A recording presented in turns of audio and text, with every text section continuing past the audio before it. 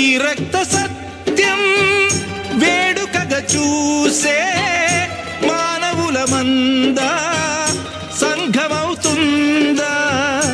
ఎవరి తలరాత ఎవరు రాస్తారు? దైవమున్నాడు, నడుపుతున్నాడు నడుపుతున్నాడు.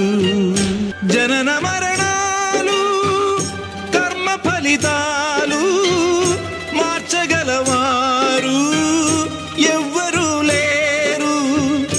ఎదురుగా లేని విధి నడగలేక నిస్సహాయులపై నింద వేస్తారు. అదుపులో లేని ఆగ్రహం కన్నా కీడు కలిగించే గ్రహమంటూ ఉందా? ఈ రక్త సత్యం వేడుకగా చూసే మానవుల మందా సంఘమవుతుందా?